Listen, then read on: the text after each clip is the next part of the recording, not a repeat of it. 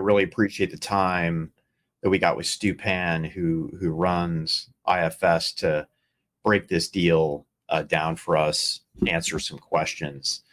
And let's go back to when Pat Gelsinger started IDM 2.0. One part of that was, hey, we're going to use external foundries more, right?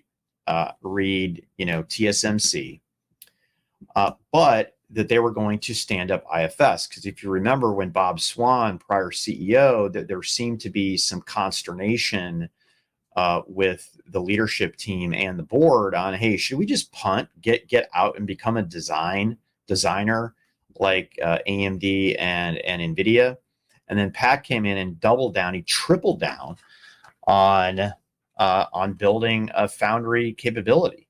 And then we had the failed attempt, thank you, China, of Intel trying to buy Tower, which would mean they would have been full service, which means they could do all the way from bleeding edge to mature nodes and specialty nodes. And then once that Tower thing got kicked back, right, what was Intel's strategy? Like how do they stay full service without, being able to buy a global foundries? And now they're doing partnerships, right? They've got a partnership with Tower. And this was a partnership with EMC. Now, Tower was primarily specialty, right? And, as we've talked about on the show many times, there's the balkanization of foundries, which is we have the West, we have Asia, and then a little bit and then we've got Western Europe, who wants that, and that's based on national security. That's based on getting the right supply chain, and therefore, right, if you're UMC and you don't have fabs in the United States, how do you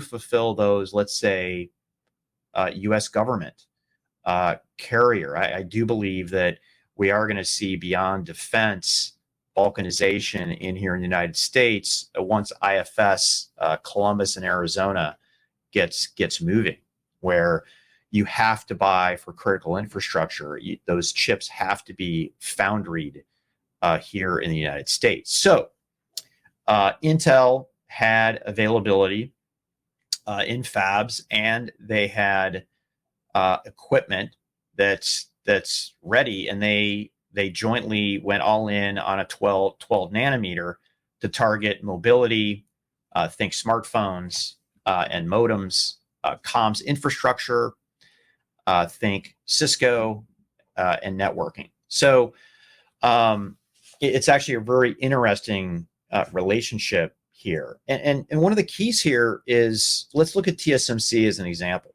So 50% of TSMC's prior quarter, as we talked about earlier in the week, the revenue is bleeding edge and leading edge. So 3 nanometer and 5 nanometer. The rest is everything below that. And TSMC margins, imagine when all that capital equipment is completely amortized, it's basically printing money.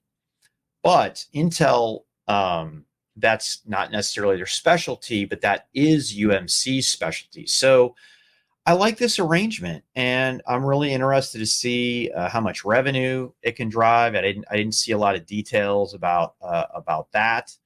But stay tuned. I mean, listen, time from announcing a deal to getting online takes a long time. The number was floated out there. The year was 2027. So there we go. I said 3 years. Sorry, I just pulled up the press release, and it said 2027. So yeah, 3 years.